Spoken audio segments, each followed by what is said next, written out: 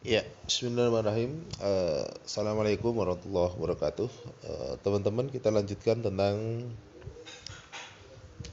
layanan dari atau tujuan dari layanan BK ya. Jadi setelah di video sebelumnya kita bahas tentang pengertian dari bimbingan dan konseling, kali ini kita akan bahas tentang tujuan layanan dari bimbingan konseling itu sendiri. Yang pertama adalah bahwa kenapa sih kita perlu membahas tentang sebuah tujuan? Karena yang namanya sebuah kegiatan atau sebuah pekerjaan ya atau sebuah rangkaian kegiatan yang tidak memiliki tujuan tentu akan sia-sia. Karena dari itu perlu kita menjaga fokus dari apa yang kita lakukan, apa yang kita kerjakan, yaitu kita fokus kepada tujuan apa sih yang kita capai. Maka sama dalam bimbingan konseling ini juga idealnya kita juga fokus dari tujuan dari bimbingan konseling, layanan bimbingan konseling itu, sehingga tidak kemudian terlalu melebar atau sehingga berpotensi untuk kita menyanyiakan kesempatan yang kita miliki itu. Oke, kita masuk bahwa tujuan dari bimbingan konseling adalah untuk membantu ya, konseli atau orang yang sedang kita bantu ini, siswa katakanlah sebagai seorang guru ya, agar dia dapat mencapai tugas perkembangannya baik aspek pribadi, sosial, akademik maupun karir. Setidaknya ada 3 hal pokok yang bisa kita fokuskan. Yang pertama adalah aspek kepribadian dan aspek sosialnya itu. Kemudian yang kedua adalah akademik, yaitu kemampuan ataupun prestasinya ya di dalam bidang belajar. Kemudian yang ketiga adalah karir ya, potensi karir yang dimiliki oleh seorang siswa kita itu, idealnya dia mau kemana gitu. Nah, jadi secara aspek pribadi dan sosial ada beberapa tujuan yang bisa kita pahami. Yang pertama adalah memiliki komitmen yang kuat di dalam mengamalkan nilai iman dan ketakwaan kepada Tuhan Yang Maha Esa. Dalam perspektif kita tarik pada bimbingan konseling Islam, maka tujuan dari bimbingan konseling Islam itu adalah bagaimana kita bisa mengarahkan peserta didik kita, murid atau siswa kita itu untuk dia selalu menjaga atau mengamalkan nilai-nilai keimanan dan ketakwaan kepada Allah Subhanahu wa taala.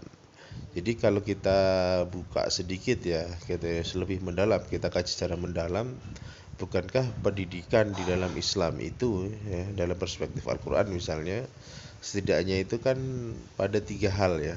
Yang pertama adalah menyiapkan pribadi yang Abdullah, sebagaimana firman Allah, wa ma khalaqtul jinna wal insa illa liya'budun. Jadi kami tidak menciptakan jin dan manusia kecuali untuk menyembahku, kata Allah. Artinya kita mengantarkan peserta didik kita untuk selalu berupaya untuk meningkatkan ibadah kepada Allah Subhanahu wa taala. Kemudian yang kedua adalah manusia itu, pendidikan dalam perspektif Al-Qur'an itu manusia sebagai khalifatullah, gitu kan. Jadi dalam Al-Baqarah ayat 30 misalnya, Allah itu kan mengingatkan, wa idz qala rabbuka lil malaikati inni ja'ilun fil ardi khalifah. Jadi ketika Allah mengabarkan kepada para malaikat bahwa akan menciptakan di muka bumi ini adalah khalifah. Siapakah khalifah? Itu adalah manusia. Apa maksud dari khalifah? Khalifah itu adalah orang yang menjaga dan melestarikan dan juga meramaikan dunia ini, ya kan? Maka manusia dalam konsep Islam itu memiliki peran untuk menjaga kedamaian dunia dan mengembangkan dunia sebagaimana yang diajarkan oleh Allah Subhanahu wa taala di dalam Al-Qur'an ataupun sunnah Nabi-Nya. Kemudian yang ketiga adalah tujuan dari pendidikan itu adalah sebagai untuk apa? beramal soleh. Jadi bagaimana setiap individu muslim itu dia bukan hanya beramal untuk dirinya, tapi juga beramal soleh terhadap orang di sekitarnya. Banyak sekali ya ayat tentang amal soleh itu. Misalnya ini karena manusia sebagai makhluk sosial gitu kan, bersosialisasi dengan yang lainnya, tentunya bersosialisasi dengan kebaikan. Nah kemudian misalnya Allah Ta'ala berfirman dalam surat At-Tin itu ya, wa ma khalaqtul jinna wal maaf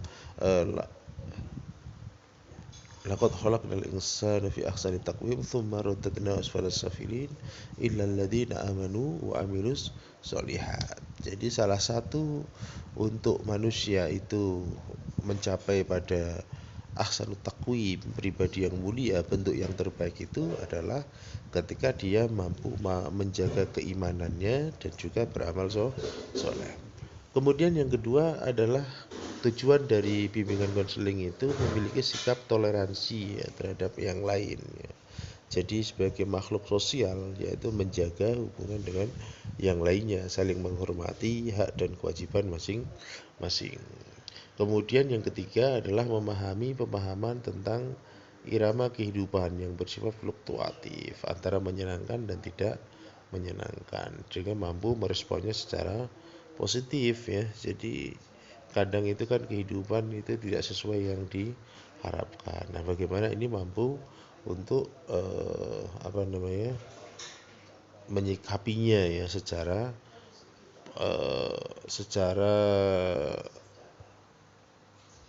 sesuai dengan kebutuhan ya dan juga secara positif. Ada kebaikan-kebaikan yang selalu ditampilkan di sana.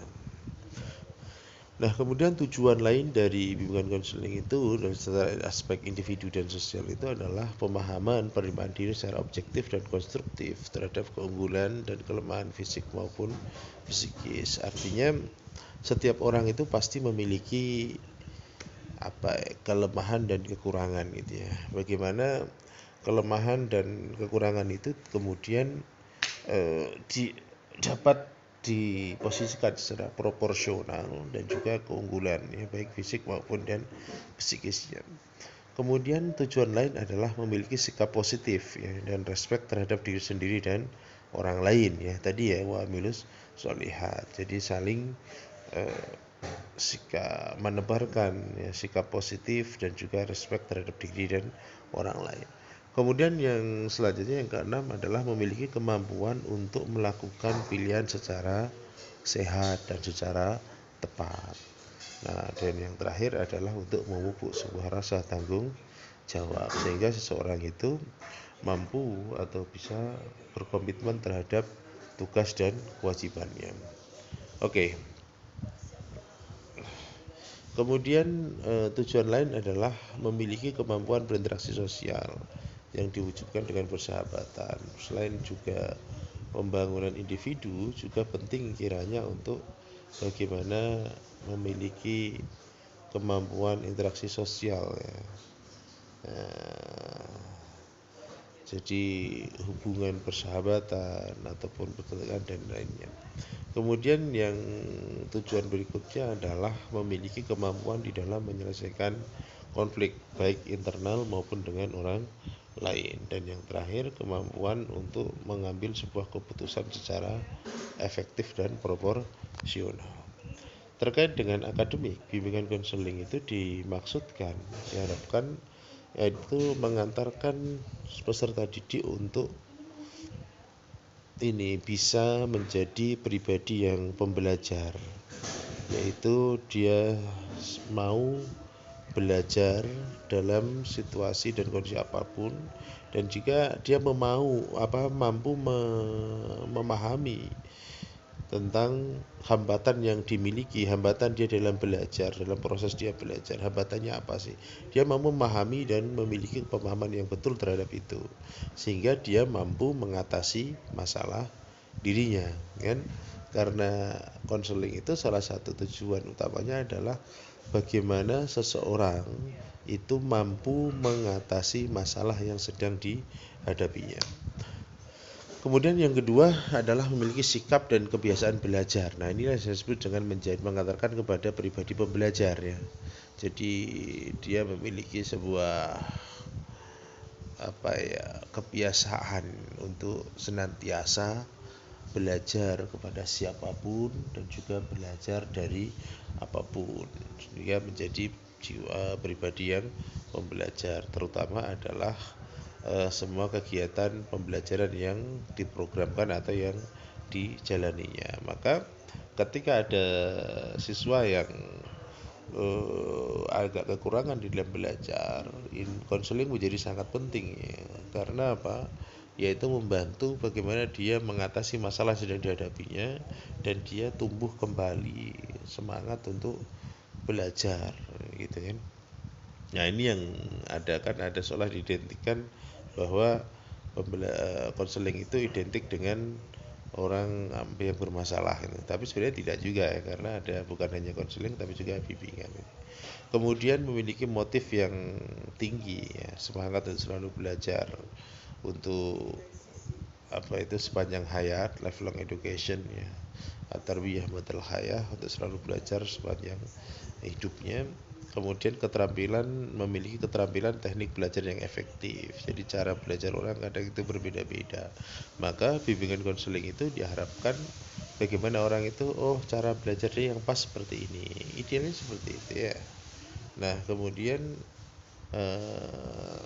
selanjutnya adalah keterampilan menentukan tujuan dan perencanaan pembelajarannya, dan juga mengantarkan untuk menyiapkan peserta didik memiliki sikap mental dan kemampuan untuk menghadapi ujian. Kadang kan sudah nervous duluan ya, ini penting ya bimbingan konseling.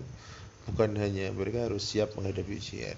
Kalau ketika diwajibkan ujian nasional misalnya, nah itu bagaimana menyiapkan peserta didik itu siap secara psikis dan juga siap secara akademiknya gitu kan.